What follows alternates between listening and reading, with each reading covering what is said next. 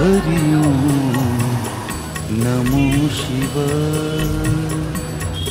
Hari Om Namo Shivaya. Hari Om Namo Shivaya. Hari Om Namo Shivaya. Hari Om Namo Shivaya. Hari Om Namo Shivaya.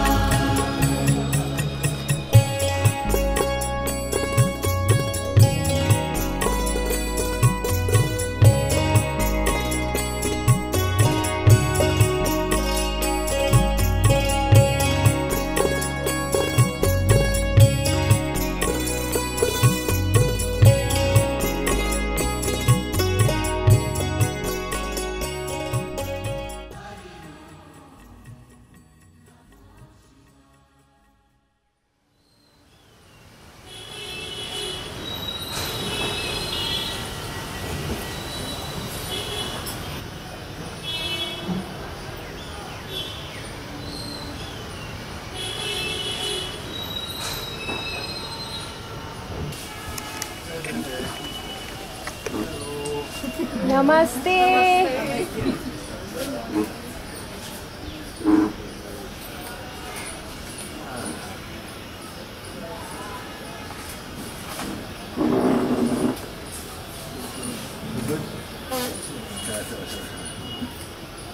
Hello, welcome to Delhi, everybody.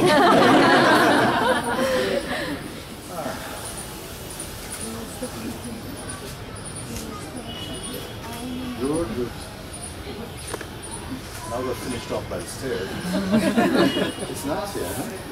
Oh, let's take it. Hi, hi, hi. Okay. Take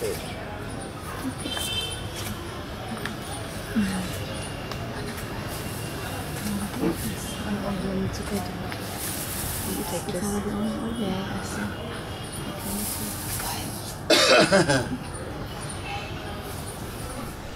Okay. Namaskar, namaste. Welcome everybody. Welcome to Delhi. I'm your host in Delhi. Thank you. I don't know. And the guest, the host and the guest.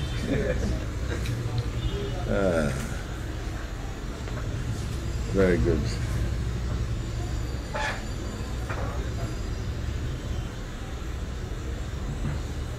So everyone is fine. Everybody's fine.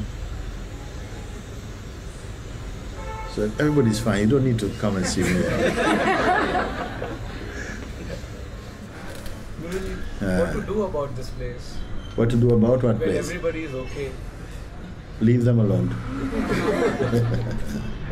If you go to some place and everybody's okay, like this, they say, "Yeah, we're okay, we don't need it." Then you leave them alone. Okay, bless you. You don't need. You don't need to, because you'll just disturb yourself if you go there. And there's a time. Consciousness is playing this role for a while.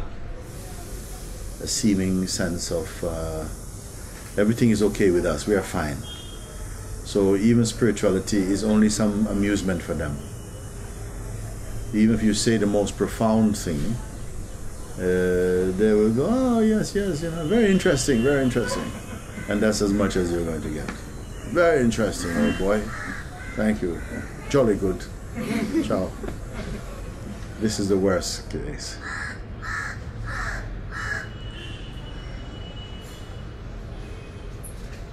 And it's not that you go to a place where things are not good. That is a question of attitude. Still, there were great kings in this country, who had everything that a mortal-minded human being could want. And still they said something I have not got. What is the value of all of this if I don't have peace and if I don't have joy and happiness? What is the point of having even a king's kingdom if if I don't have peace. This is a wise king, isn't it? There was such a king here, Janaka maybe. So even kings, they were wise enough to know that something is missing. And it said that in the old days that even great kings and emperors would bow down at the feet of an illiterate sage, meaning one had no learning, no academic accomplishment, but even kings and emperors would bow at the feet of an illiterate sage. Why? At least the kings and the emperors must be wise enough to know whose feet they're touching. They must have had something in them, because some of these avaduts and so on, they were not even bathing. They wouldn't go and take a bath for the king. The king is coming, oh, Swamiji, please take a shower. Well, what for?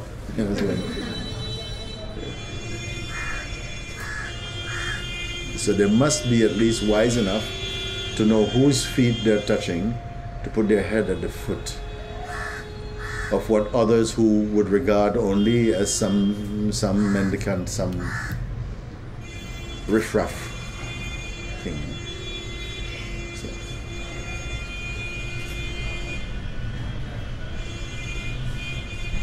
I like these type of meetings. We have, I was going to say one day, we don't have one day because I have some other things to do today. In 1 hour, what is possible in 1 hour? It's a lot of time, you know. It's a lot of time if you are single-minded. Just imagine, first, it's a lot of time if you're single-minded. Why am I saying that the highest accomplishment in the human kingdom is possible within 1 hour? Half an hour. Quarter of an hour. 5 minutes. Nobody will tell you 5 minutes is useful anywhere. Nobody will tell you 5 minutes is useful anywhere. 1 minute. If you say, listen, I have 1 minute to spend with you, who wants it? Then they spend half a minute thinking about if it's a good deal, and then another 15 seconds looking and see if you're serious. And then the next, well, you know, it's finished. What is possible in 1 minute? Half a minute. Any use to anybody, half a minute? Huh? This is the paradox, in fact, that if we can say that even in half a minute, the highest attainment possible for a human being in the human kingdom. Other things, lesser things you cannot achieve in half a minute. For a scientist, half a minute is not so good. Doctor, no. Musician, no. Nothing at all. A kiss, maybe. But half of a minute, everybody's walking away from you already. We say, I've got half an hour, cup of tea. I'm putting that the highest thing is possible in the human kingdom in 1 minute, less than 1 minute or so. And who would take my word seriously? Who would take? Yeah, a few of you say would take it seriously. This is good. I like this because, in fact, you achieve great things when you have no time. When you don't have time. We have too much luxury. Time is too much luxury for us.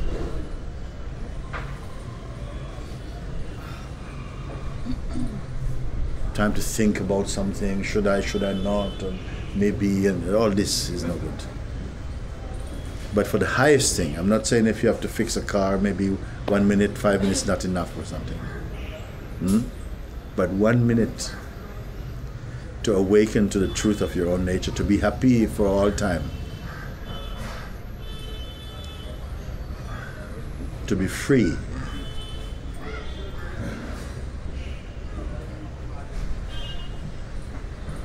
Millions and millions of people, it's possible to be free, but they don't want it.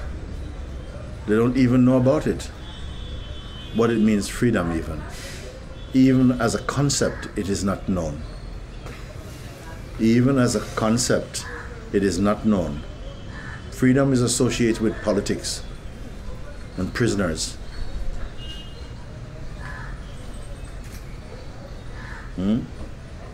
Happiness. Happiness is associated with material things and romantic associations.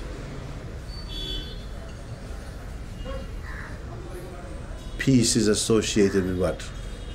Sleep. Who is awake and sleep and death. Sleep and death. Because even to say rest in peace, you have to go to the cemetery. In the cemetery you see rest in peace. But amongst the living we don't see it much. And what is these words about? These are key words in the human, for not just human, sentient beings. All sentient beings need to experience peace, happiness, joy, wisdom,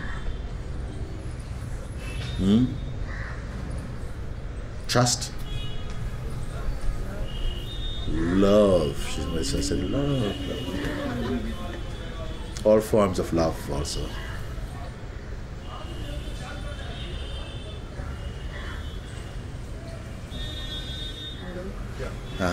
Good morning, darling. So I had a very interesting conversation with myself yesterday. So now the question came up is, who am I really having a conversation with? So my mind was talking, but my main question to you is it possible that the mind is being suddenly nice, knowing the fact that I'm trying to explore and observe, and it's suddenly being very nice and manipulating me in that way that I am nice? Yeah, first of all, the mind cannot manipulate you. It's you who feel manipulated. Mind cannot manipulate you, because also mind is not a sentient thing. Mind does not exist independent of you. You cannot have a mind running around here by itself. Okay? It is a relationship. Mind is a relationship that is triggered when you somehow are in corresponding, sort of like with that energy field of thought, So I don't see the mind as, at some point, if you give tremendous amount of attention to mind and you start to see it as a separate thing talking to you, at some point it can seem to separate and have a life of its own. It can even appear to you as a form, even peel away from you and then appear as though it is a separate entity having a conversation with you. It can do this. This is all within the capacity of consciousness to manifest in innumerable ways. So the mind can be like this. But for most people, it starts off as though, yes, my mind says this to me, my mind says this to me. And sometimes we are not clear the difference between yourself and your mind. Sometimes it feels like my mind is myself. And sometimes it feels like I've got a terrible mind. You see?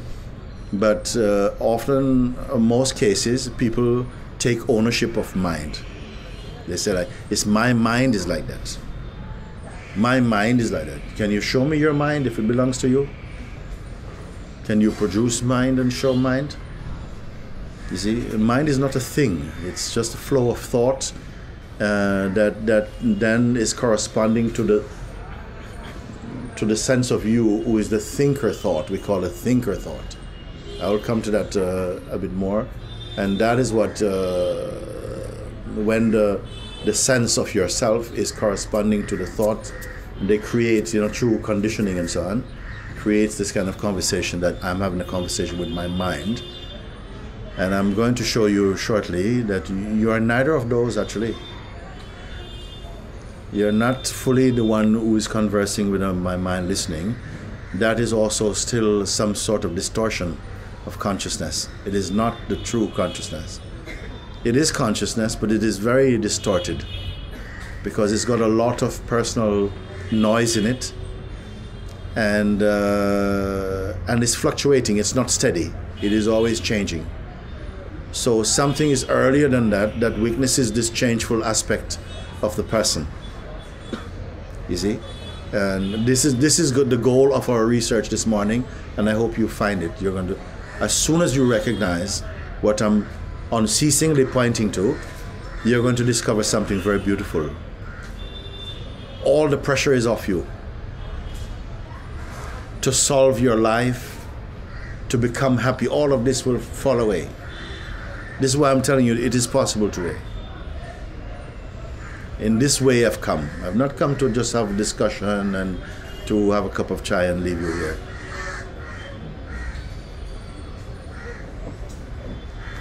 So if you come at least with this attitude that, okay, I'm here for the all possible. Some people are a little bit afraid of this type of, coming together because it feels maybe a bit risky, but it's only risky to the ego, not to yourself. And you must know the difference between yourself and your ego. Very often we are functioning like we are the ego, and the ego is what makes you unhappy and confused. And live merely as a mortal being. Whereas we are three-layered, you can say. You are the body, the sort of body feeling, the belief you are the body, or the body-mind, you can say. The sense of being, which I call natural presence, which is not a person, and the absolute. You must discover your absoluteness, because it's only in the absolute, you see, that you are timeless, eternal, immortal. All this is within this body. All of this. But most human beings don't go further than the body-mind. We live at the body-mind layer because it is also a layer of consciousness. And that's what we are primarily attached to, conditioned to function at this level. That's when you're a regular member of society and you believe in society's values and live by the norms of these culture and traditions and so on, and go no further. You have your children, you have your job, you have your money, and you grow old and you die, and that's it. Leave a few photographs behind. But you are much more than this. Then if you go to the state of presence, what I call presence, whereby you are aware of this dynamic life, which most people have. You go into school or university, or your children are doing this, and you're trying to pay off your mortgage or whatever people do with their lives and whatever. You see, if that's the layer that we live, it is going to be fraught with some stress, anxiety. It is not a constant field. It is fluctuating in waves of, little waves of largely a life full of promises unfulfilled. A life of pursuit. This is the life of most human beings. The next layer of presence. Now, I gave this example quite a few times in Rishikesh this year, where I gave an example of these two birds in the tree. That one bird was in the tree building a nest, very busy, flying off, coming back, building a nest and so on. And then on a branch just a bit above this first bird is another bird who is just sitting watching. It's not building anything. It looks identical to the first bird, but it's only observing. And also, it is not only observing the first bird. It's also seeing the sky. It's feeling the wind. It's watching the trembling leaves of the tree. It's looking down to the ground. It's aware of the branch. It's aware of its feeling. It's aware of this first bird. But it's not in an active state. Now these two birds are connected, you see. First bird I call represents our dynamic being, our dynamic self, which we have just been talking about, the self which is engage in the world and the future and time and past and growing and all of this. This is the first bird. It's an aspect of ourselves that we are living, and my family and my children and the future and so on.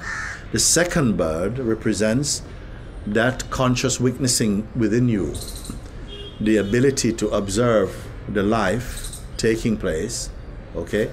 But it is not actually doing, it is observing activities unfold. Now this bird is a higher state, you see? It is still within the same body, no? But it is merely observing. It is not manipulating. It is not hoping, oh, I hope, oh. No, it's very still. It's simply there, no? Like this. You must know this bird. You must find this bird. And this bird, not a bird, of course. You have to find this bird state. It's a metaphor for a certain state, whereby you can see your dynamic activity, because also this is the functioning of consciousness. Consciousness wants to be doing some dynamic activity. Not all, because some dynamic activity is produced strongly by egoic projection. Now, if I can take a little time just to talk a bit more about this, because some activity, we say all activities are performed by consciousness and the life force, okay? But there are different categories of this functioning. There's an activity which is happening completely naturally, in spite of your intention to do them. They are just happening, they are unfolding. This is your cosmic activity, it's happening like this, no? Then there's the activity that's generated by what? Your conditioning and desire and attachments and fears and so on. This is a much more hasty field. You see? It's always acting prematurely. It is functioning out of insecurity and fear. I better act now because it might be late. I might not get the result I want and so on. So this also is activity, and actually consciousness is also responsible for this. But it is two-star consciousness. Is low-level consciousness, meaning that it is heavily immersed in personhood. The other one, activities are going, they're just happening somehow.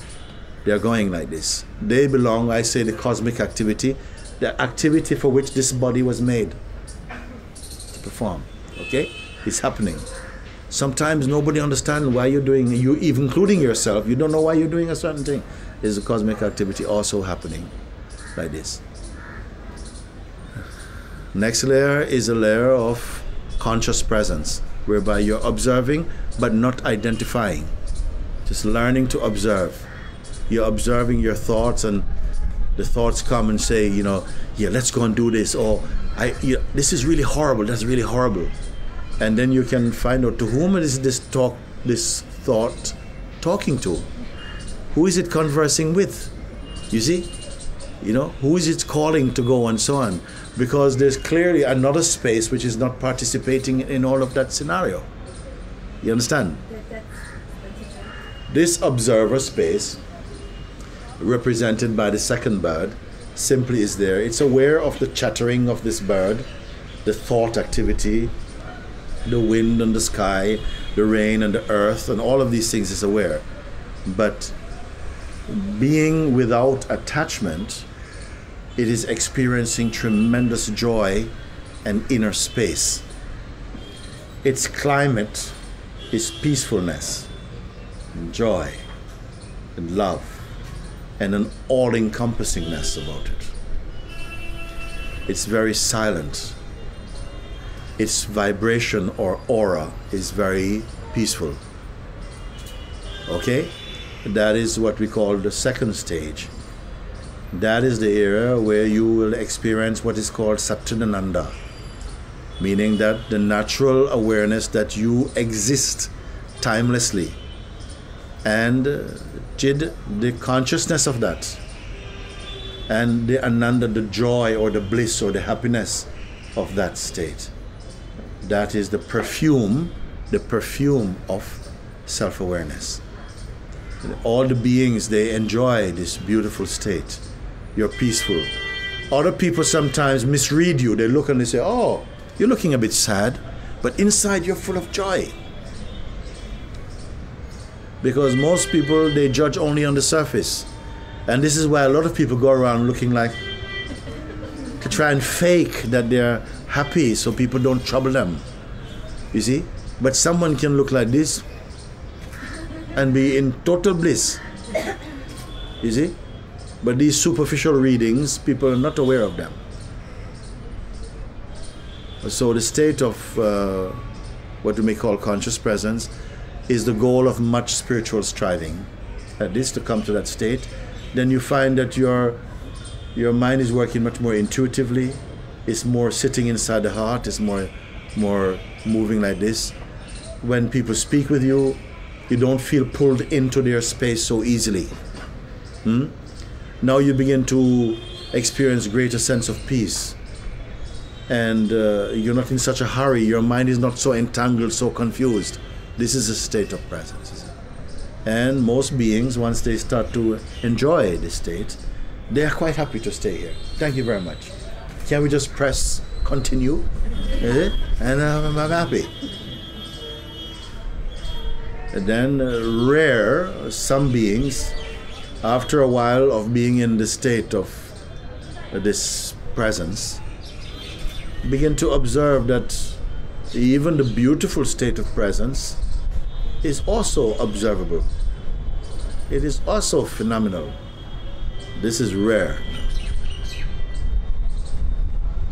Then when you're in the position to observe that even the state of presence with all its beauty that will satisfy every human being, but even that is phenomenal, then you are in the state of the unspeakable. No one can understand you. Nobody can understand you.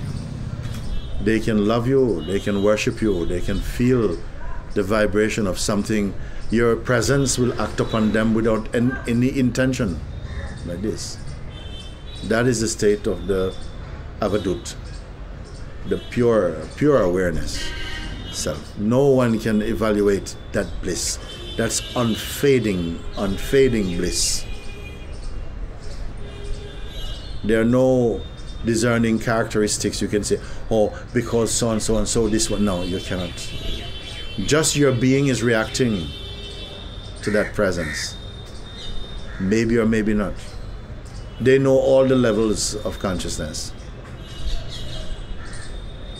That's rare, you see. That's the jnani state. They witness also this world through the body and the senses and experience joy, but they're not attached to even the state of presence.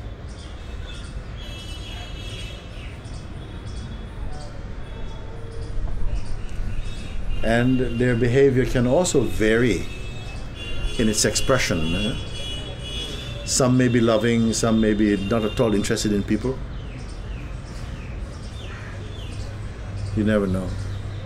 But they breathe a certain, they give off a certain kind of spiritual oxygen that the beings that replenish the earth.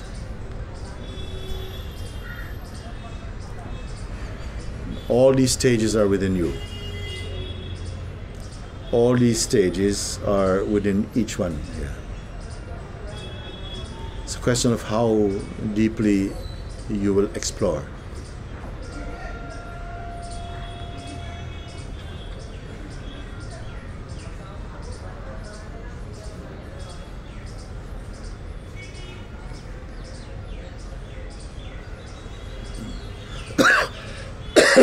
The highest state is not a functioning state. It's not like it's not doing anything. Because it is, all of this is.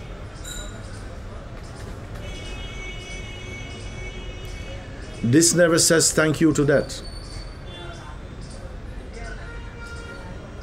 It's not even aware of that. And yet, it is everyone's daily experience, but you're unaware of it. It is everyone's daily experience, but you are unaware of it. Because we take something else to be the standard of our experience. Even Satchidananda, even the state of joy and peace and love.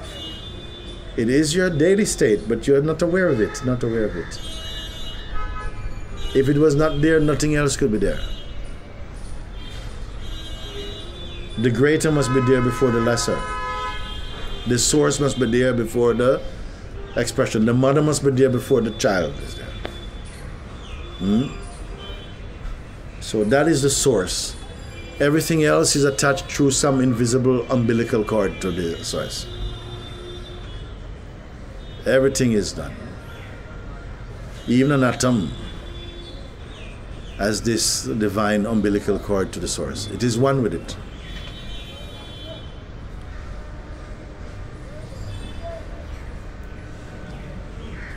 You experience a kind of conversation going on in your mind, say, something is, talking about, what am I going to do? I don't know, but perhaps you should do this. Who is talking to who? Who is talking to who, and who witnesses this conversation? Actually, the conversation is good. So I'm in a joyful state of mind right now, and the conversation is good.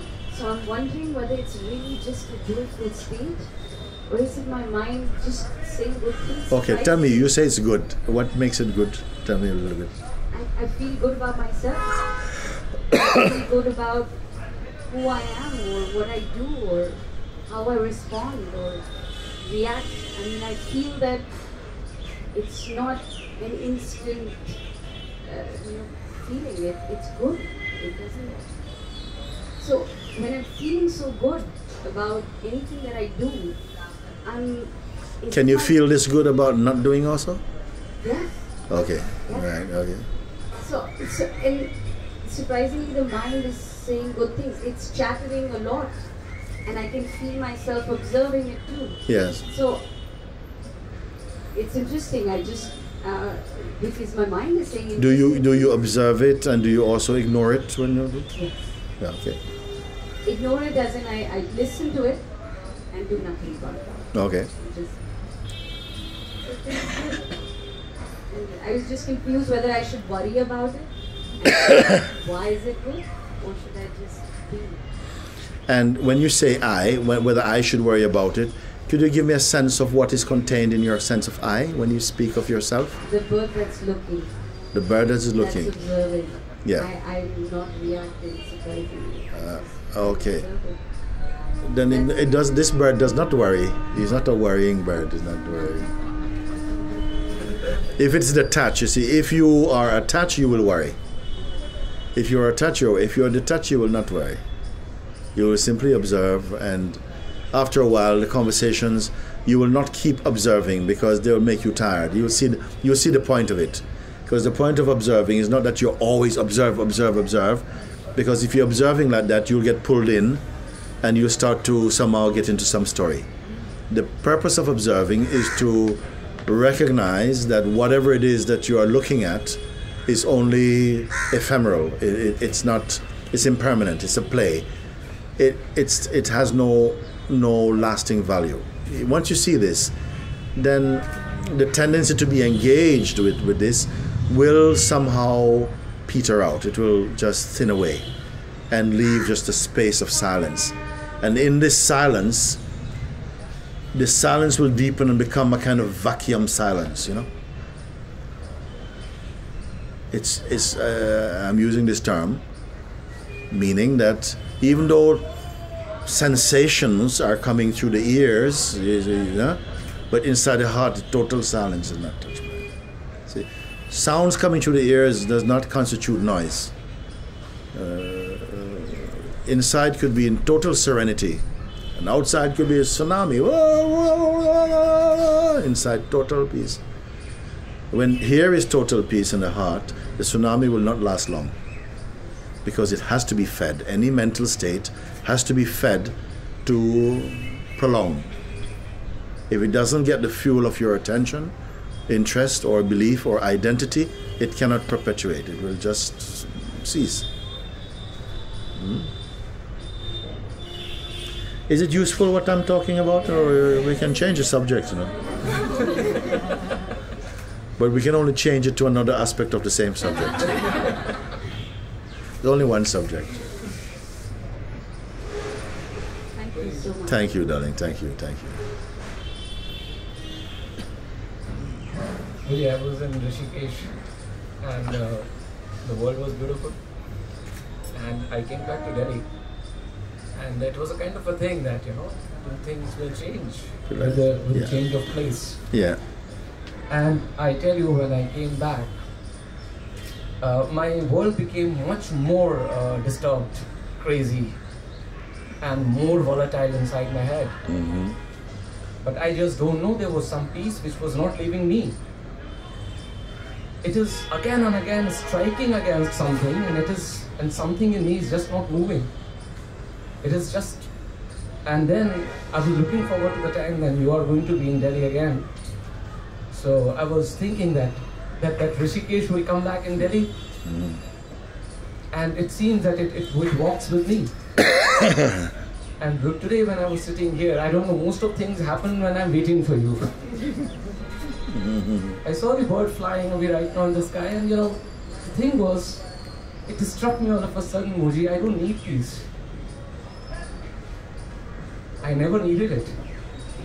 It was always there. And I'm just fine with everything which my life has to offer me. It has been so good and so beautiful.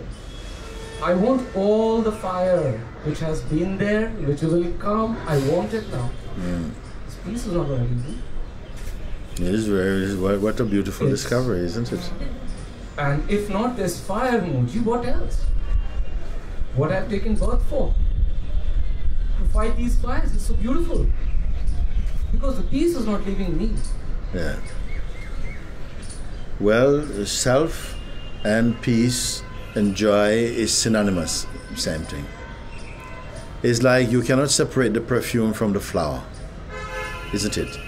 If I give you a flower and then it has no perfume, it's my God, no?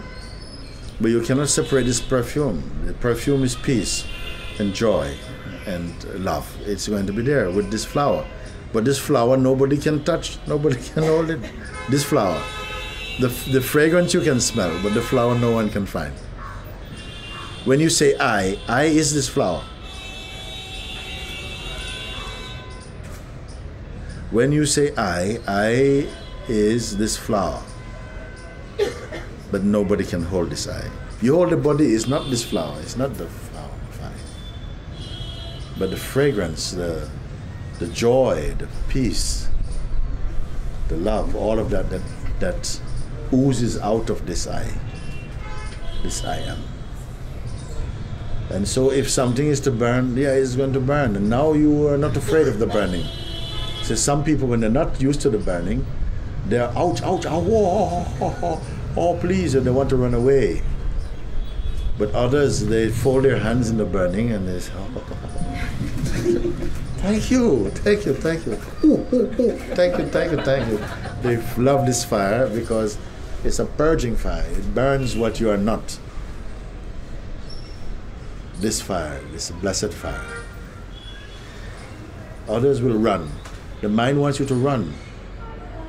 It lights a match. You start to run. But now you say, come, bring some benzoin or so when you're coming. Sure. Then, see? Because you experience that which cannot be burnt, you see. One thing I want to share with you. I didn't know. I've been experiencing this always, but mind did know certain things. Long time back, when I was coming back from a mountain in Darjeeling, and when I looked at the mountain, Guruji, I had a very clear feeling that this mountain is my flesh. And for a momentary felt that, if I die and this body merges in it, it will be so beautiful. I had a very, very clear feeling of that. The other day in Rishikesh, when I was at Avadhut Ashram, I was looking at Ganges. It almost felt as if, I want to drown in it. It is not a suicidal thing, but I felt that. And then immediately when I felt that, Ramdas was there. In my life, I have never touched water which is from the market, whatever. We always have a fear of that, having water from the river or something like that. So Ramdas was there, he had this bottle full of Ganga river. The moment I had a feeling that I want to drown in the river, Ramdas offered me that water. He told me, don't even think about it, have it right now. And I gulped it down, and I felt that this was dangerous. That was the thing. And when I look at the sky, I feel I am the sky. And Muji, after meeting you, all these distance which I felt with these things, and I couldn't understand, that has come to rest. That has come to rest. And I know deep inside me what you mean, that all is in this body. I feel it so much. But I can't believe it, that how can it be in this body? Yes. I mean, it's not the body. Yeah. It's not the body. The body is a simple kind of a vessel, or somehow you may say. A kind of psychic vessel for these energies have to be anchored in something. So like this is there. I have to say I'm very, very pleased I come to India, because I feel actually something is in the Indian mentality, the Indian heart, that only needed to have some things cleared out the way. And this is what I find, because these things, we are recording them, is going to be showed in Europe, and I am not at all, I'm very much want them to hear, because something is here, in you, because of your upbringing. You may have somehow been a little bit out of touch with it, I don't know, but it is there, and it makes what I am pointing to now make it very easy for you to awaken.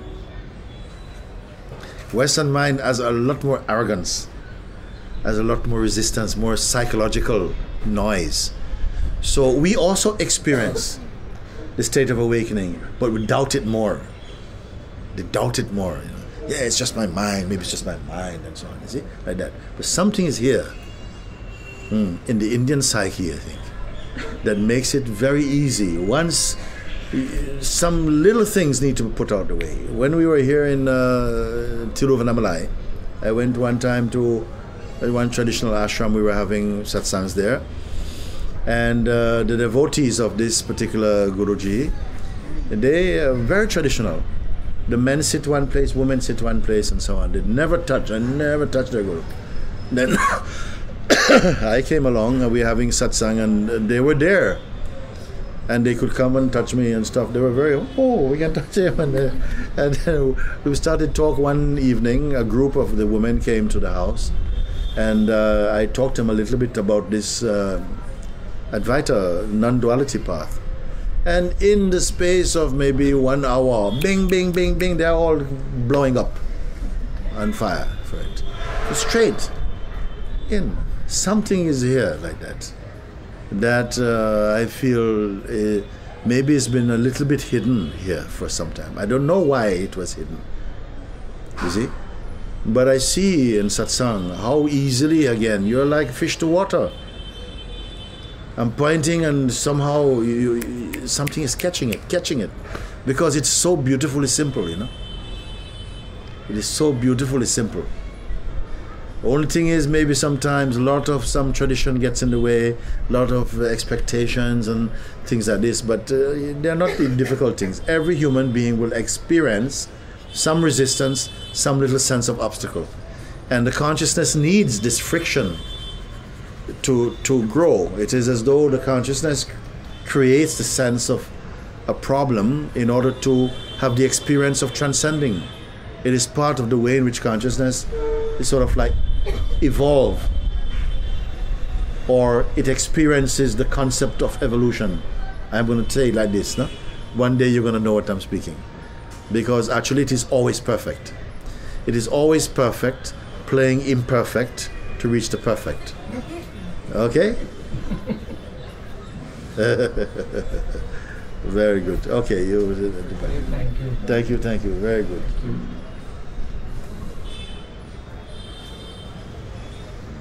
Yes, good. Namaste. I have what you said about the 3 stages. Yes, go on. It's okay, yes. what you said about the 3 stages. Yes. Is it that all 3 can exist together? Yes. So the presence is there. Does the presence have to do anything to get to the absolute, or does it happen on its own? Does just staying in the presence get you there? Like you said, you have to search.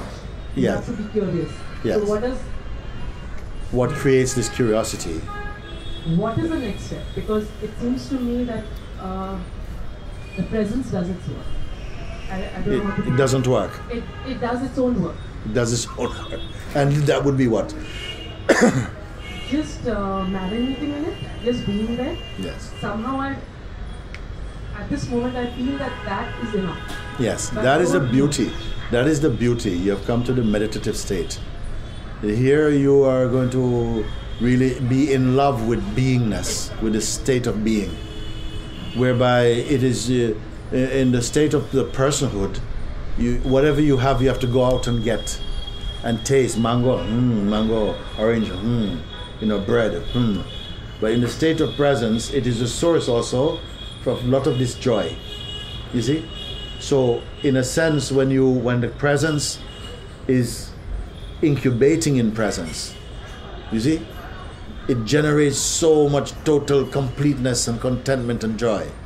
You see, it is just marinating, incubating in itself. It is just like this. That's all it's doing. Sometimes people say, what is your sadhana? I said, no. It's like this. Inside is like that. I used to spend a lot of time just sitting in my room. And, it's very universal. You understand? You're inside and the whole universe there. Sometimes you feel you shrink down to the size of an atom, but the whole universe is in this atom.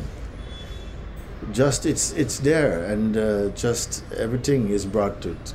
Then you're losing interest in the outer things. They happen, but you're not manipulating there. You're not interested how the outcome be. You're in a higher state of consciousness. So somehow that consciousness just loves to love.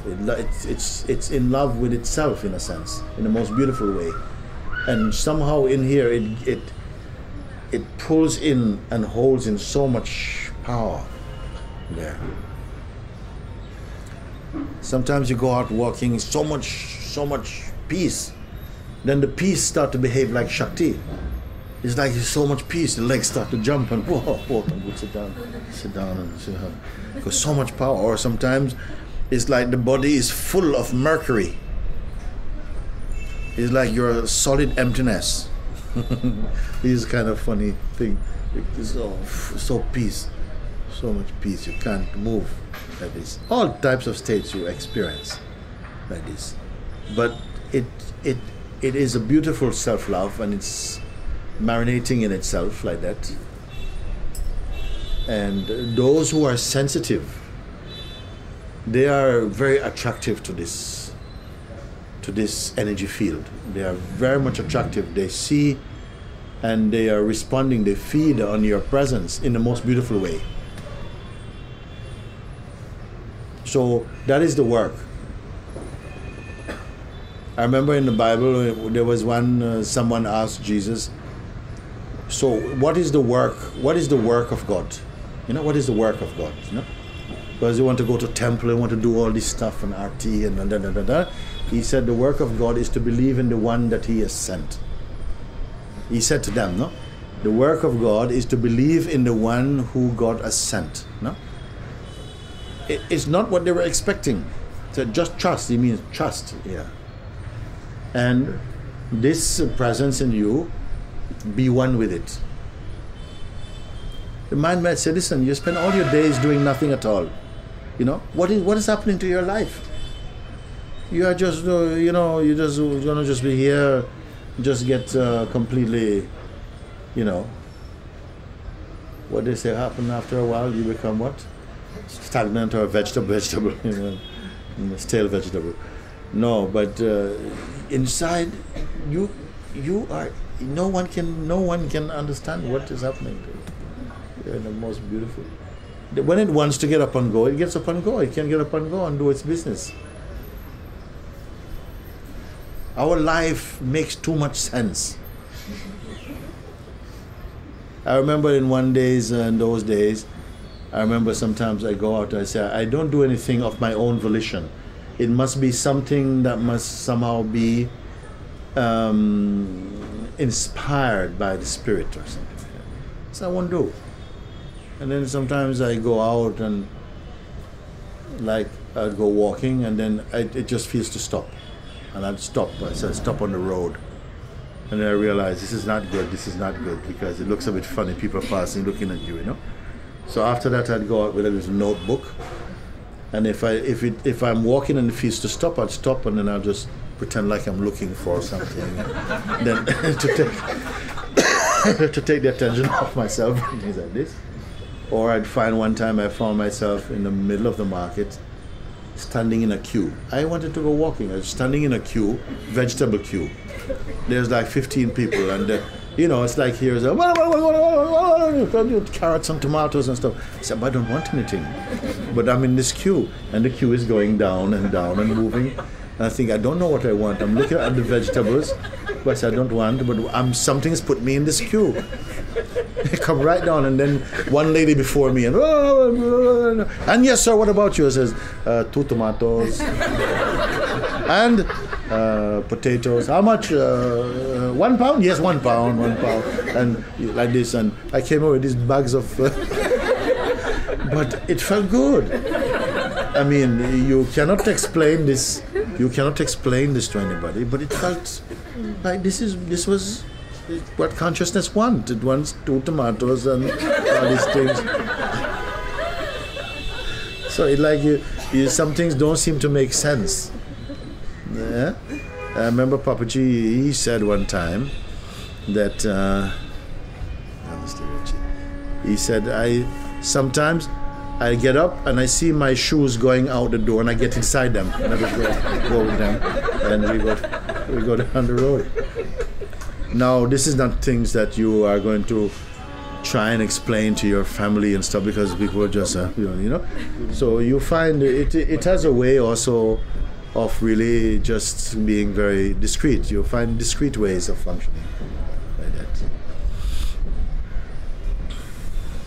One here. Thank you.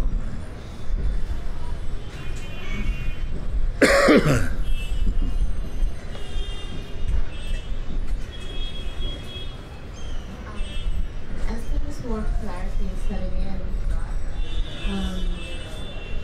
This whole world mind, this whole made up magnificent existence of the elements and everything. There's a feeling that all of this is part of me, like I'm watching from everywhere. And then I read a little bit of Before I Am, and there was a statement about the law of causation, and I'm finding that as I find this whole elemental existence, like part of my body, just not this, just the whole existence part of my body, manifesting is getting easier. It's an immense power that I'm just getting introduced to. Manifesting. You're just getting what? Introduced to. Okay. Mm-hmm. Or the consciousness is getting introduced to in me. Because I'm manifesting things and making some mistakes here and there. And I guess here in this unit, this consciousness is trying to make sense of the unspeakable state and everything else that exists with the elemental nature. Would you give me some more clarity on this? This consciousness is trying to do what? Trying to gain some clarity, because I'm finding that I'm manifesting faster. It's like an immense speed. But if you are, you say use a term, manifesting faster, but all these things are automatic. There's nothing deliberate about it. If you're deliberately manifesting, it's going to take effort and energy, which you don't need to be. You don't need to be endorsing energy in any particular thing. Leave it to the universe. Let the universal flow unfold by itself. You don't be concerned about that. That's not your work there. Yours is a much more subtle work. Your subtle work is merely you can observe a bit. So you're observing, but you're observing in a space of neutrality. Yeah, meaning that it's non-personal. If something is observing casually through the senses, also it's observed, but because there's no identity with what is being seen, the functioning is quite clean. It's quite clear. You see. And it doesn't create any form of confusion at all. Nothing is being confused about it. Always, somehow, as I said, the consciousness is marinating in itself. It's incubating in itself. It may sound oversimplistic, even naive perhaps, but it is such a powerful thing. You see, when you're in the body-mind mold, you're unceasingly busy. You can't keep up. Time seems to always be running out. Like this. This is the nature of the body-mind consciousness. And it is a good state because each state has its own challenges, its own difficulties, and they help the sentient beings. They squeeze you along like toothpaste, From the back, they squeeze you forward, you have to come out. As you are in those states for a bit, they get uncomfortable, and this discomfort, this pain, this suffering, you see, increases the aspiration to go to higher states of consciousness. It's inbuilt in the state that, in accordance with your maturity, your level of maturity, it will raise the heat so that you can go to the higher state. To go from the body-mind layer of consciousness to the state of witnessing, the state of presence, and finally, somehow to find oneself in that absolute state. When you're in that absolute state, you don't call it, I'm in the absolute state. You don't have this kind of feeling. You don't have any assessment anymore. But all the concepts, you know them as concepts. They're like playing cards. You know them, all of them. Even the highest concept, Para Brahman or something, just becomes now concept. Because you are in the concept-free zone. This is very different. When you're in the concept-free zone, you can experience concepts. You must use them in daily life. You must use them in daily life, but at the same time, you will not be governed by them. So don't waste time giving too much energy merely to the elemental play. You have to. If you have children, you have family, you have to take care of your family, but you'll find that all your actions are wind-assisted, meaning that some power makes it easy to do them, because it's not your domain anymore.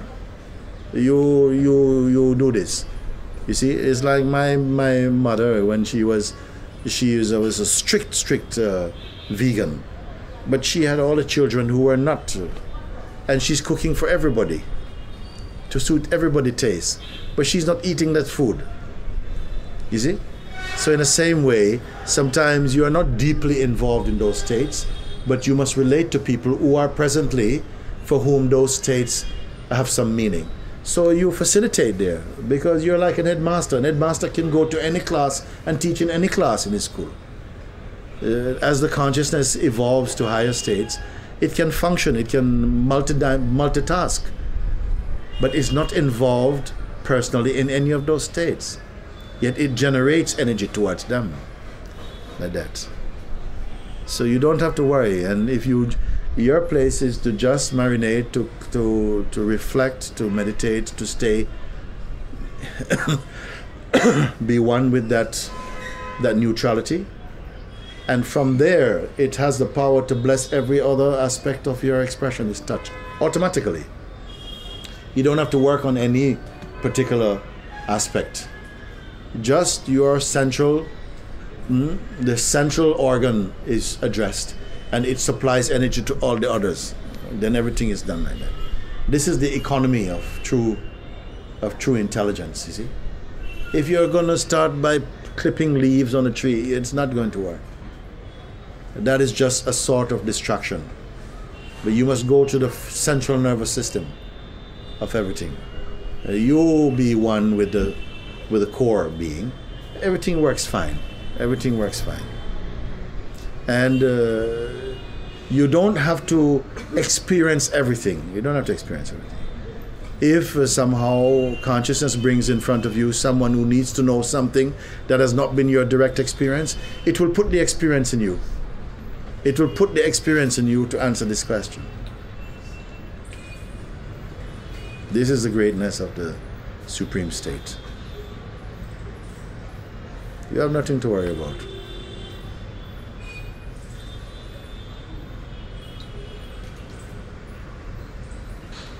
Because I was feeling a little, this thing that a thought would cross and I would see it manifest and I was like, you know, like stay here, stay here. If you do that, because she's saying that sometimes you see a thought comes and it manifests into some concrete form and then something responds to that.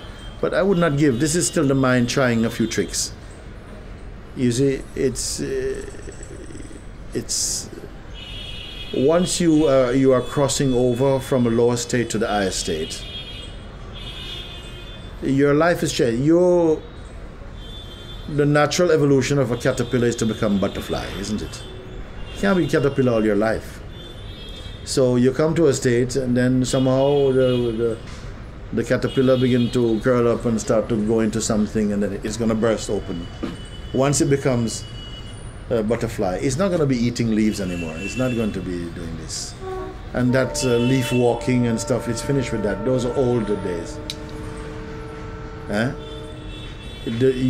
Once you're crossing over into the state of presence, the old state is, yes, you can go there. You know the roads, you know the maps, but it's not your address anymore. Not deeply. We saw somebody sent me one thing some while ago. It was a butterfly. It says was going through customs, and the immigration officer looked at the passport and says, "But this doesn't look like you." And the butterfly, it was a picture of a caterpillar. He says, "That was an old photo." You know? So you don't have to live in the whole photo anymore. That day is finished. But if you keep going back there, somehow you start to get pulled back into those states. You must know when to leave that state. Leave that state now. You see? It will try and come in, you know. Come, you know. But you have to leave it and go to higher regions.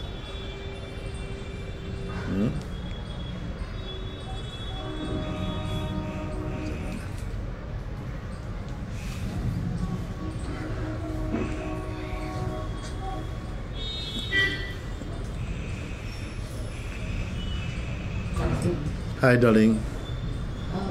Ever since I come back from Rishikesh, Yes, go ahead, lots sweetheart. of things are happening. Yes.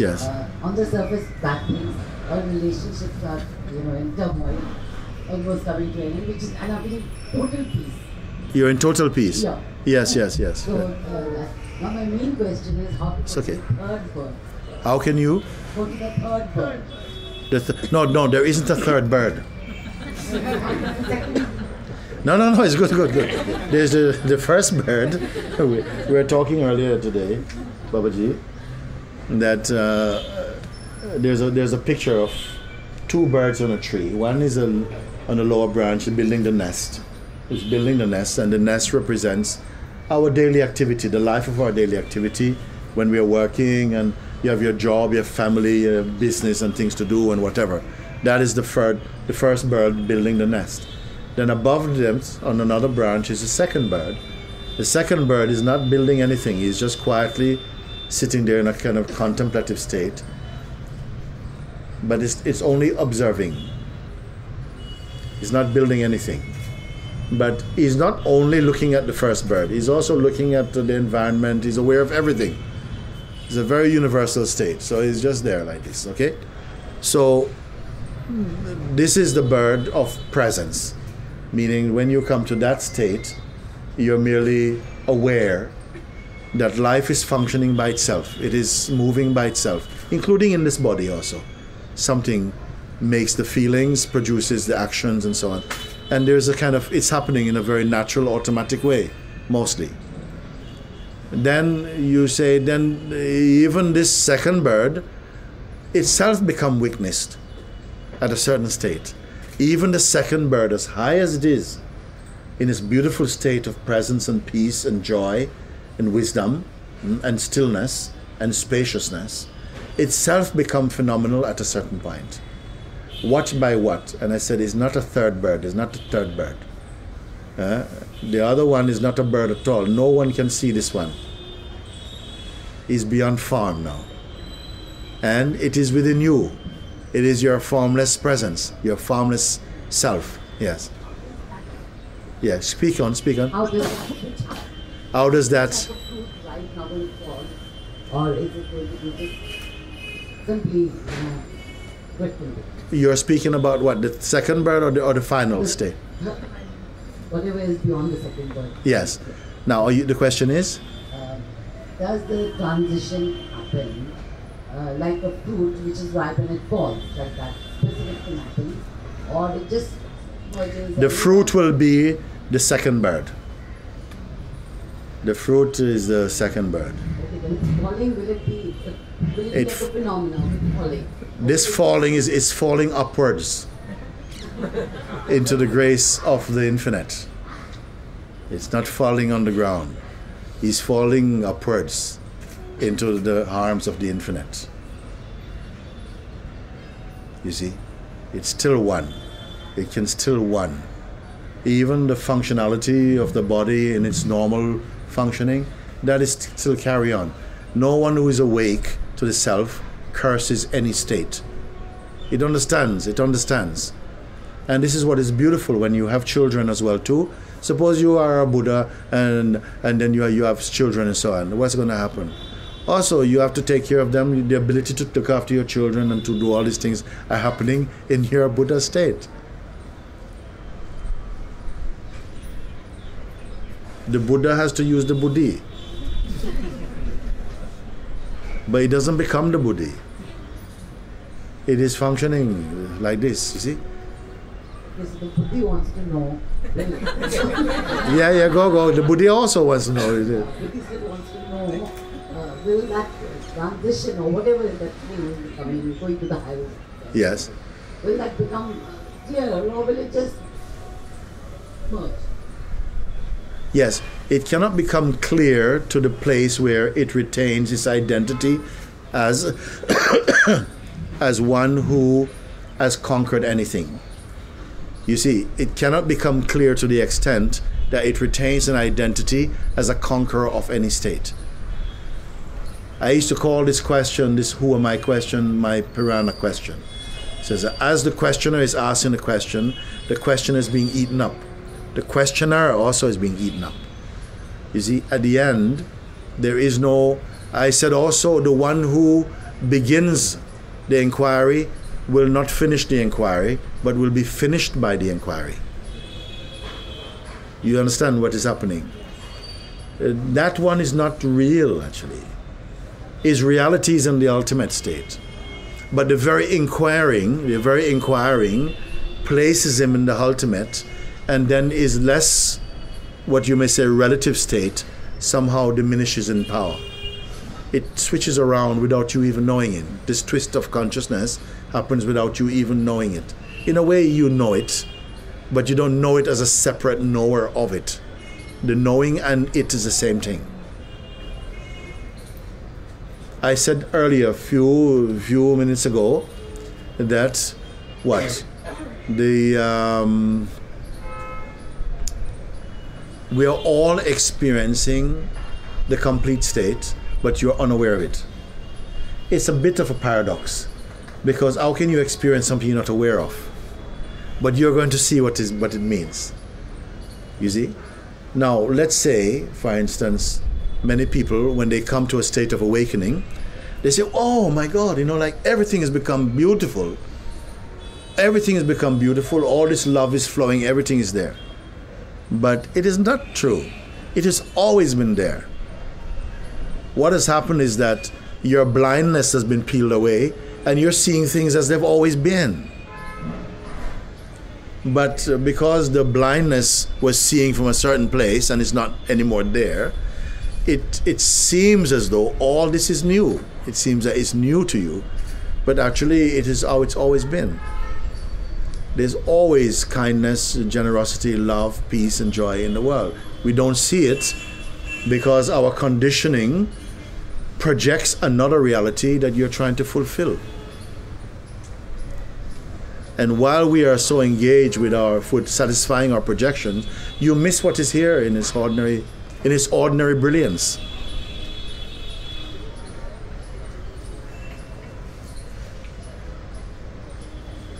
Go, carry on. It's the new thing is left.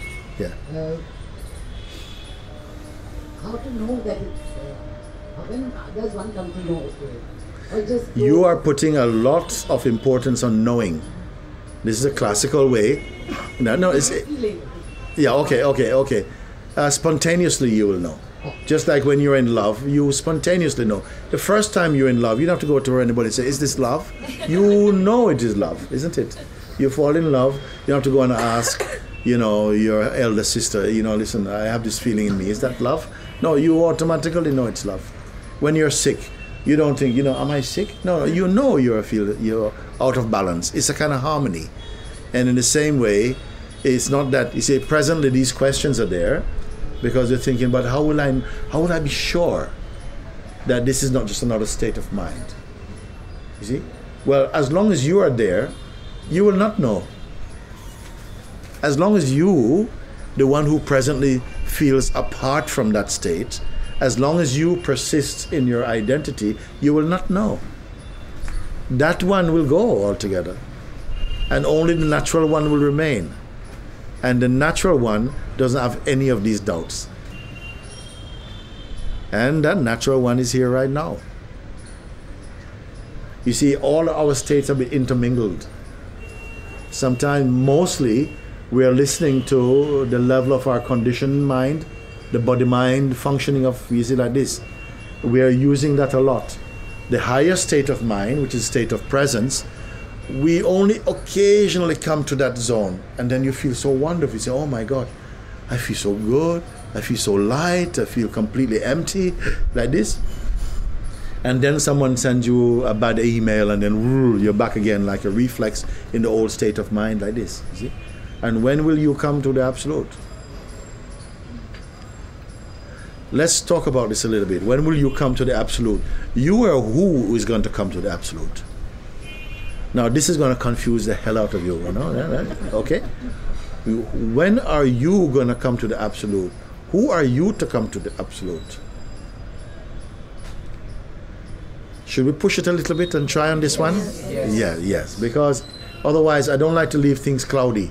Because the mind lives in the clouds. Okay? So let's just thin things out a little bit so we have some clear space. What it means, when are you going to reach the absolute? I want to move from the person to the presence. Who is this I who wants to move from person to presence? It is the one tremendous belief in this world that keeps this illusion going. It is the one thing, the one ingredient, the belief in the identity. Because what is the difference between us really in our functionality? We are just different states of mind. Different states of mind conditioning gives rise to the sense of variety in us. And you are unrepeatable from day to day. You can't repeat yesterday. You cannot repeat it.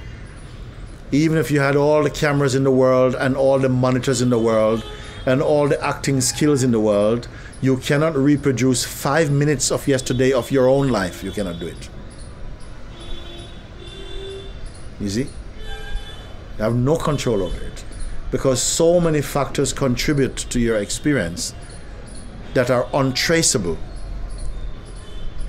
So everything is fresh. Everything is fresh in a way like this. Now the question comes. Who are you to move from person? We say we're We gave this example loosely that we are three layered. First layer is the body-mind conditioned state of being we call the ego or the person. We follow like this? If you don't get to repeat, because what I'm saying now is brilliantly simple, therefore experienced to be the most difficult thing in the world for the mind. Okay? The first layer, we can say, is a layer of our body-mind existence, whereby the consciousness believes itself to be the body that it needs in order to enjoy experiencing. Without the body or somebody, consciousness cannot have the sense of individuality and grow within the paradigm of a person growing. Okay? So the first layer is consciousness believing itself to be the body. I am this particular body. I'm a man, male body. And then whatever environment I've grown in, and the maturity of my parents to the extent of what they will program in my mind first, because they are my first love affair. So they are going to tell me the things I'm first going to believe. And then like this. They're not guilty, by the way. It's all consciousness programmed them also. Right down the line, back to Adam or whoever it is at the front, or the queue. So like this, we are all like that. So the person, the sense of the person is the first layer. And largely humanity, we say we are nearly 8 billion human beings on the face of the planet today, alive. The vast majority are living in the mode, I am the person, I am the body, this is me. You're talking to each other, look at me. My name is John, not Jeff, okay? John. We have this type of belief. I am my name, I am my body, I am my shape, I am my conditioning. And nobody challenges this at all. You get your job on it, you get married on it, you get your certificate, your death certificate, everything is on this. It's based upon these identities that we wear, okay? The next layer of our expression is of conscious presence. This is second bird level, whereby you have the ability as consciousness to observe life more. This is a higher state and higher functioning of consciousness, whereby the consciousness is self-aware. It is aware of itself as a state of presence, not as a person. It does not need a resume. It does not need information on biographical and dates and so on. It does not need that. So it is purely aware of itself, spatially. It still feels the body, it still feels the senses, but it's not governed by the body or the senses. Okay? It is aware of its own conditioning as a person, but it's not tied up with that conditioning. Okay? It is functioning primarily as a state of presence. If you imagine you had an operation, some of you may have had one, and you have been deeply anesthetized, and you're coming out of that state. Okay? And suppose you wake up and none of your senses are reporting anything. You could not see anything, touch, feel, hear, or smell anything at all. You're as though you're floating in this space, this vacuum. Okay? You would still have the sense, I am. You would still know you exist. You may say, I can't see, I cannot feel what's happening to me, and so on. But you will still have the natural sense, I exist. This I am feeling is what I call the state of presence. It is from here that you are observing that so many things are absent. The senses are not functioning, the mind is confused. All of this is what's from presence. But presence by itself, the feeling you naturally have, I am, the feeling, I exist feeling. This I exist feeling is neither male nor female. It has no particular religion. It is just pure conscious presence. You understand? And you know it also. Either through meditation or you have just spent a season in Rishikesh, you are introduced to the state of presence, whereby you can observe your functioning of your life and the lives of others, and there's a space that is not functioning. It is just perceiving, state of presence. Then one more state, you may say, which is the source state from where these two emanate also. That is you may call it your pra-Brahman state, you may call it the state of the Jnani, you may call it the substratum, you may call it the pure awareness or whatever it is. Okay? No books have been written about it.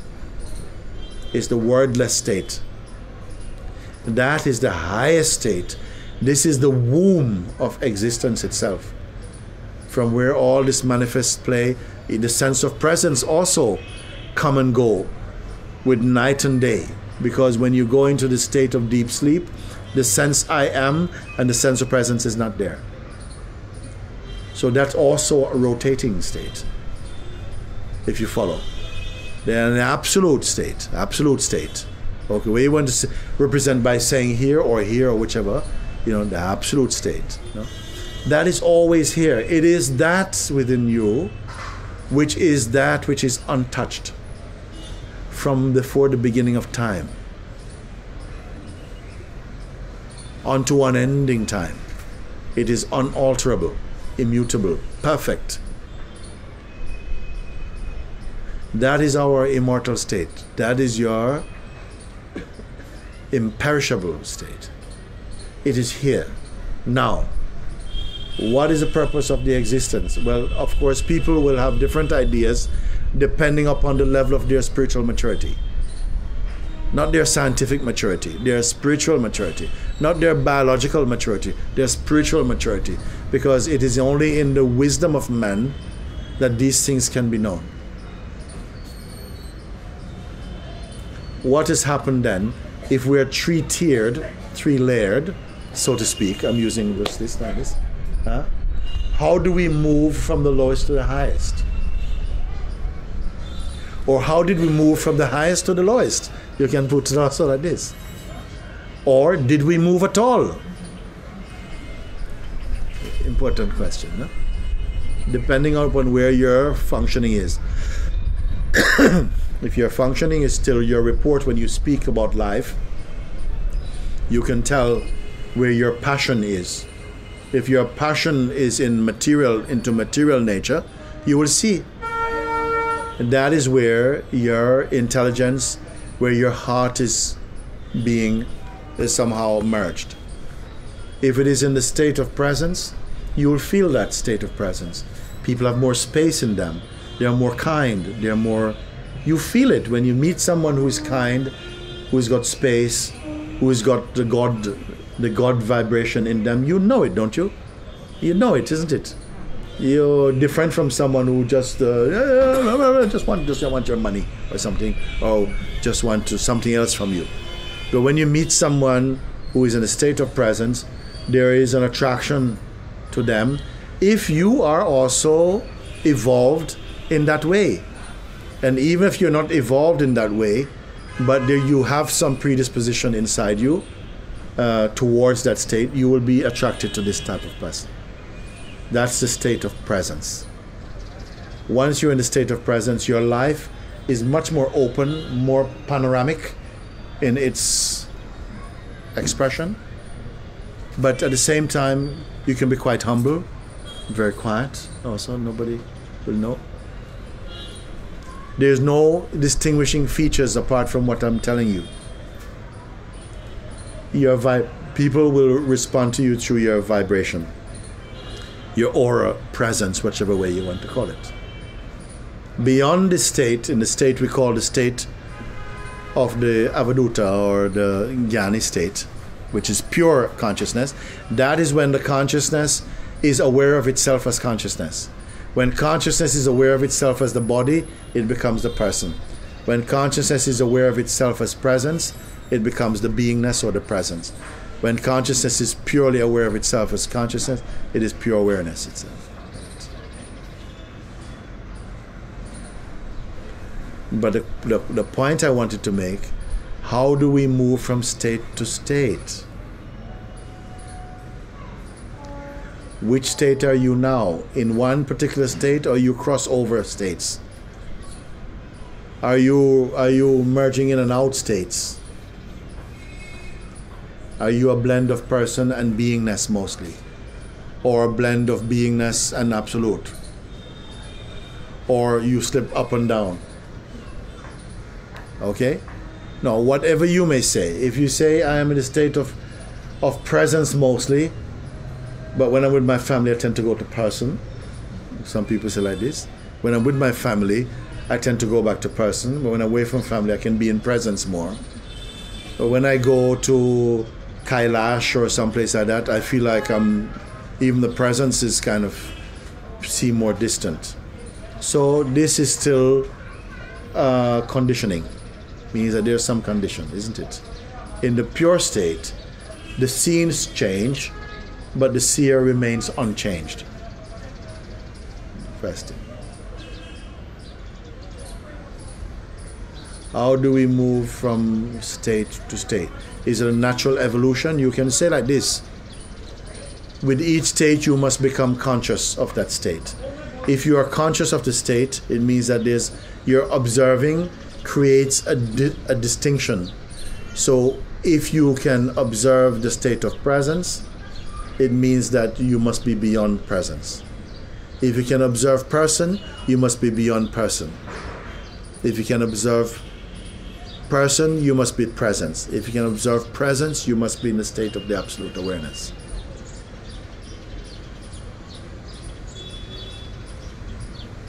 But don't give it to your mind to turn it into some mental minestrone or something. You just somehow continue being authentic in your present state, be one with it. And by itself, even as you sleep, it's maturing. Something like this happened like that. Microphone. It's good. Thank you, Guruji. Thank you. I want to thank you for secretly reappearing again. I wasn't expecting to see you again after Rishikesh. I feel fine. I mean, everything's seems okay. Everything's just happening by itself, and I don't have to think too much for things to happen. And the more and more I get involved in this state, I feel more and more detached to things. And things, detached to people, including family. I mean, I almost feel as if the responsibilities I always thought I had are sort of not important anymore. And for some reason, it feels a little, I mean, there's something inside me that says that it feels wrong, at least unfair to the people that I'm detaching myself from. I thank you for that. You're not deliberately detaching yourself.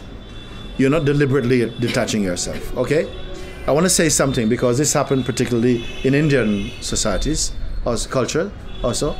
It happened in my own self also. With a certain amount of detachment comes. One, I feel we are too attached in life generally. I really do. Because attachment and love is not the same thing. There's a lot of expectations with attachments, a lot of expectation, okay? With love, it's a bit different. Love is very generous. It doesn't actually ask to be loved back, actually. Love is so spacious, it is so powerful because of that. Attachments are formed primarily because of our own insecurities also. And because of our projections, like this. I would rather put it the other way. Because very often people in all cultures, in fact, they don't mind to pray to God, but they don't want you to get to God. You see? Because for whatever reason, we have certain projections of what I want you to be. And normally, a monk is not one of them. Okay? So there is a certain amount of expectations that come from family, and also we do manipulate as family to try and make each other be the person we want them to be. This happens also. I would rather say that but it could be changed, that someone who is discovering themselves, your family, your village, your town should be very proud. So, my God, amongst us is revealed one who somehow has fallen under the spell of grace and God has drawn them. How blessed we are, actually. because your liberation opens a door for them also, greater than any earthly door that they can pass through. But we rarely consider this. In fact, I feel actually, if I can indulge my little fantasy, that every government should sponsor so many people to go to Satsang every year. Sponsor them full board, everything. You should go and spend 6 months in Satsang. At least every 3 years, go 3 months at least. It would be good for our nation to have so many blessed beings. I think in this country also one time you had a lot more awakened beings and so on. But now it's not the thing, and sometimes people, they feel so like they really lost you if you discover your spirituality. Not if you have become, some, dictator or something, or a great scientist or a great musician or something, it's still my boy, like this. But you are discovering your God self. Ooh, it's got a bit far, you know what I mean, sort of stuff, So it is to do with a kind of conditioning also. You see? In the West, people would think you're a little bit mad. He's really gone off now because, he's spending all his time in his room meditating, He's not normal like his brother. At least he's on the computer all the time, But you are meditating peaceful, No, we don't want a son that is so peaceful. No. Useless. So, like this, I feel I don't want to back down from these type of things. I don't feel that the way forward is to be disrespectful to your family. Not at all. Not like that. But I feel, as is the case in my own family, like this, I had to stand up, and address and, be, because I became, first of all, very angry because I felt so judged and like this, that I was bubbling a bit with some anger, frustration. But I had to talk to my mother, and talk to her on, because she's also very versed in the scriptures, but myself also. So I just began to respond to her from this way. And it changed, everything changed with my mother. We were brought up as Christians, no? And the case is with my own mother. She, even in Christianity, there are many denominations, and they all have a scratch at each other. It's the same old human game, okay? And I remember watching one of my brothers, they got this, where you can watch all kind of televisions from around the world. What you call this thing? Satellite. So she's watching now, the religious channel.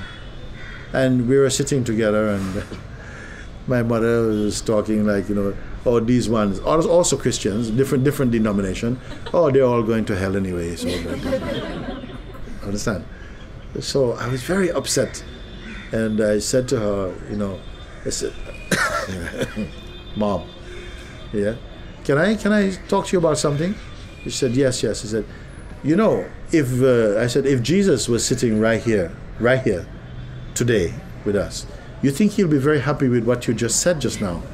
And she says, what did I say? I said, you said that all these people, they are going to hell. They're Christians as well. She said, I said this? I said, yes, you said it, no? She said, oh no, he would not be very happy if I heard me say this. I was very surprised, because she's very strong, And she says, I don't know, no, he would not be very happy. And then somehow something relaxed here. And then each time I heard that she would speak like this, I would challenge, but in this very clear way. And I found that everything changed. Everything changed. Her bark was bigger than her bite, And suddenly, of all our children, myself became the most comfortable with my mother, because I could challenge her just by this. So the anger went, everything went. It depends now. I'm not saying it's going to work for everybody, because sometimes you're a very stubborn person. Sometimes you are the stubborn person. I don't know. But I feel if you feel in your heart what you're doing is righteous in your heart, then it cannot turn out to be wrong for someone else. I don't feel like this. I feel that they will go, ouch, ouch, and why, oh. But that's not wrong. You have to give people time to adjust also. And to trust in that which brought you here. That which is speaking inside your heart also. You know? So I don't feel it is disrespectful to not go along with the expectations of a family if you feel they're unjust or they're not feeding your true being. Then I feel these things can and should be challenged, but in a respectful way and in a way that might bring some light to them. And maybe they say, look, I don't want to talk to you for so long. It has happened before. But gradually they come around, or sometimes they have a fear for you that you're going to go crazy. You're going to be begging on the street and all this type of thing, you know. Okay? I had this fear also one time because also for myself, there was one time after I stopped teaching and so on, I was not a good saver of money and so on. And I could not see at all how am I going to make any money, and I could not see how to do it. And the energy was not expressing like going out to look for things. It just wasn't doing it. And this brought up some mistrust a little bit. I said, I wonder if I made up all this God thing and all this stuff. Because you know, like, where are you? Like, you know, come, you're late, you know, like, I'm hungry, I got nothing to do. But all the fears of going out and looking in bins for food and begging, it never happened. But your faith will be tested, and so it should be like this. Otherwise, we say things very glibly with our mouths, and then when it comes to time of testing, you know, life is so beautiful because it's giving you so many opportunities to test your growth, to test your understanding, to test your claims also. You see? So, yes. We are good?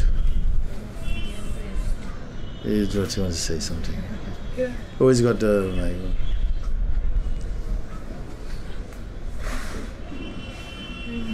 Hi, darling. You know, everything we talked about just now, like the presence, everything is flowing really nicely. Yeah, keep the microphone straight there. Yeah. I mean, the feet are walking where they want to go. You know, when you're sometimes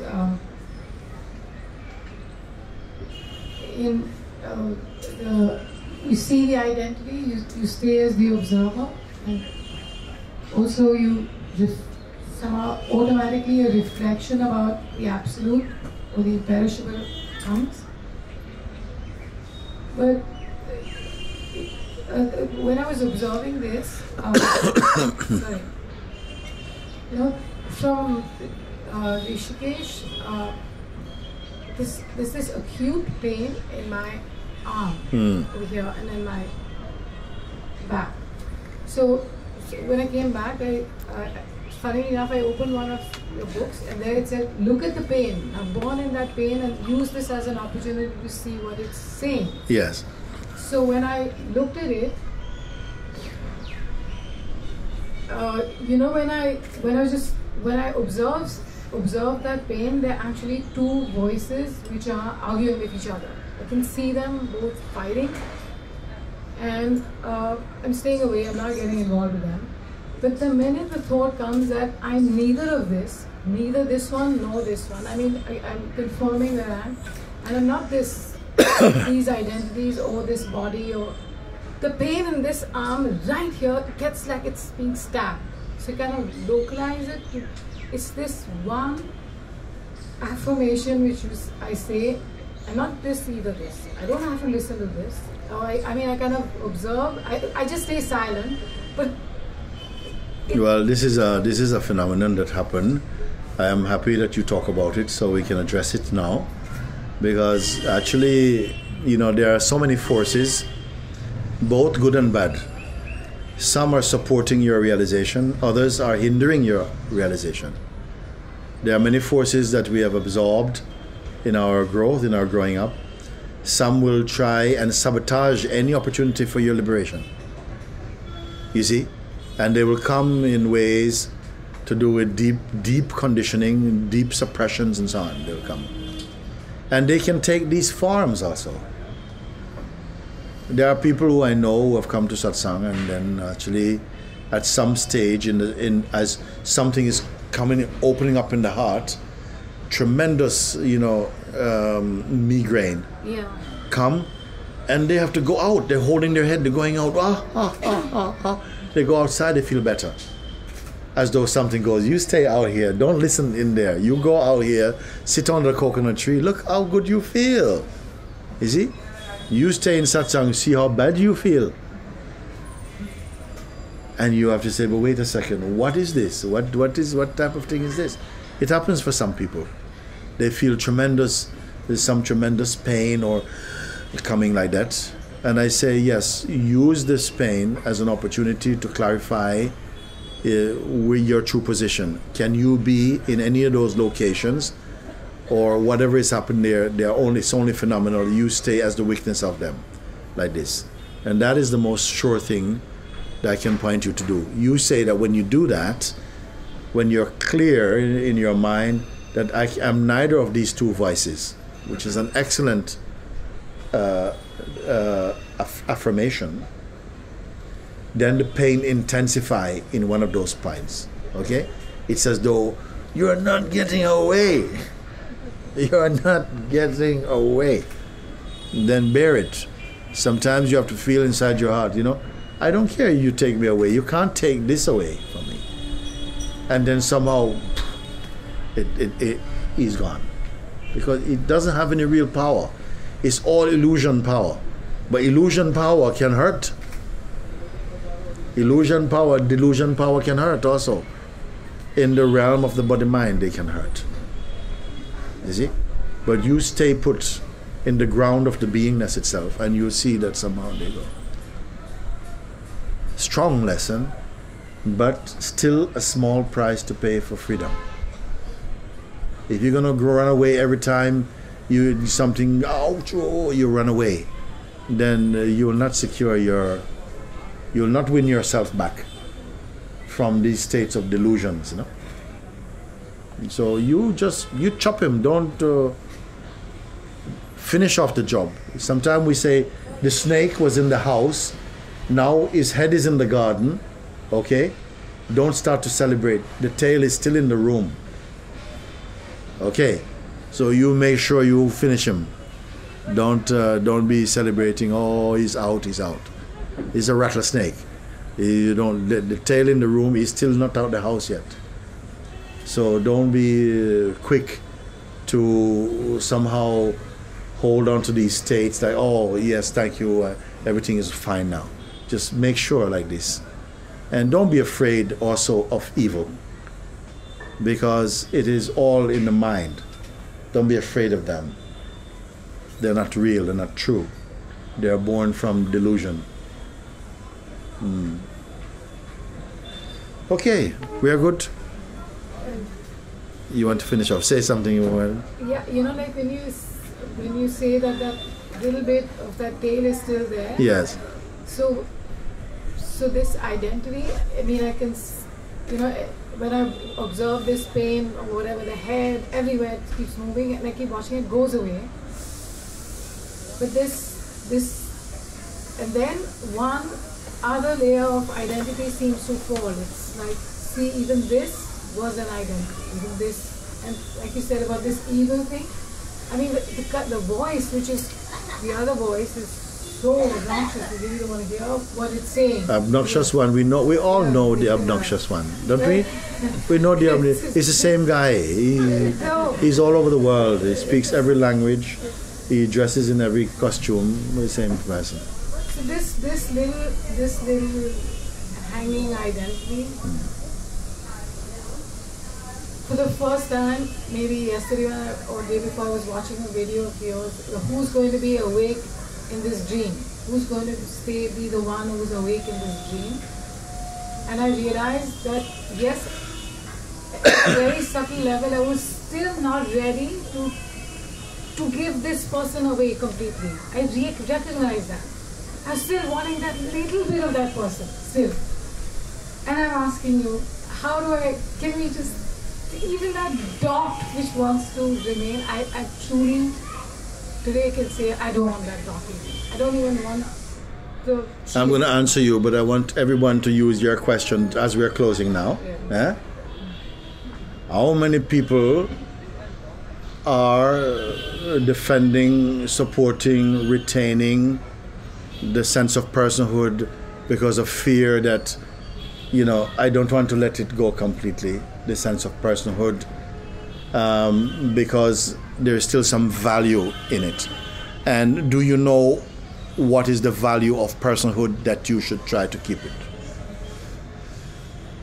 You see? It's a really important point, no? Because actually, whatever you retain consciously, deliberately, it will grow. It will grow. It is like some plants, you can chop them once at the root, they're finished. But some you have to chop them and you burn the roots, and if there's some little bits left in the ground, it's going to grow again. And the weed of ego is a bit like this. That consciously, if you say, I still need this, rather than choose completely the state of the absolute or in your heart, or the state of presence, and hand the person to the presence. Say, whatever presence chooses, or I as presence choose it will be free of the egoic influence. Okay? Because what you're calling ego can sometimes be remnants of certain kind of conditioning that in themselves don't do any harm. They're just on the surface. They do no harm. But when you want to keep something, when you want to retain something, then you endorse a certain energy in this, and that is you're going to retain some link with that. But you don't need to, by the way, to do that. But I just want to know that you search yourself and see, are you retaining consciously some identity with the ego that you feel, I'm not ready to leave this yet? Because I remember once, and I was going to finish off by saying this, in Tiruvannamalai, one lady, she came on stage and she said, she was asking a question, I want a yes or no question answer from you, that, am I going to be free if I continue like this, And I said, you're missing something out. You're missing something out because you're not speaking the full truth, because the full truth is too risky for you. The full truth is that you're saying inside, give me the answer to this, but don't touch this, because this I don't want you to look at this, but give me the answer to that. But that is linked to this. And she burst out crying. She was crying and laughing, actually. She was laughing out of embarrassment that she was caught. Like this, and she caught herself and she laughed. She says, you're right, you caught me.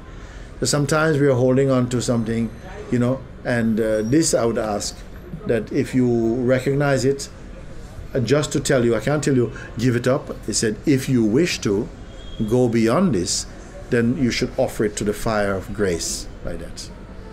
Otherwise, you're retaining a kind of duality, and this duality is going to fight against itself. You're going to sometimes feel like this, sometimes feel like this, sometimes like this, sometimes. And you cut your power when you try to hold two horses going in different directions, like that. Now, you say, if there's even a seed of this inside, I want it to burn. Yeah, it's a good idea. It's a good attitude. Just the attitude. You don't have to go and put something in the fire, but inwardly, mentally, in the heart, you say, yes, then you leave it. Don't give any more importance to it. Don't give any more importance to it. Don't make any kind of ritual out of that. Just now you turn away. You've done it now. Once you flick the switch of the fan, you don't have to do anything. You don't have to go and stop the blade. Because you flick the switch of the fan is still going to turn for a while. Okay? Once you flick the switch, you don't have to go and stop the blade. You flick the switch is enough. Flicking the switch is like, no more to do with this, I'll leave this now. Even if it comes in front of you, you just carry on with your stuff.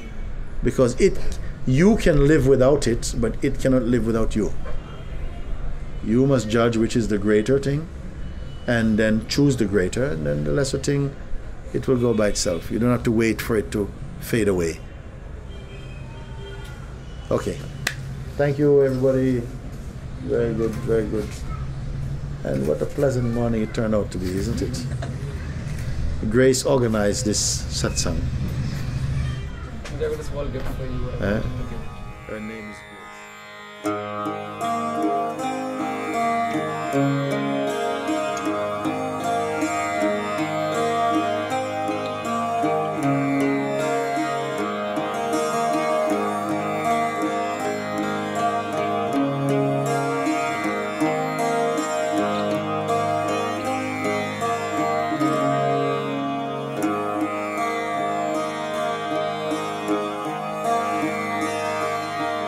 Jai Gauri Shankara Jaya Vishwanath Jaya Parvati Pati Bholenath Jai Gauri Shankara Jaya Vishwanath Jaya Parvati Pati Bholenath Bholenath Bholenath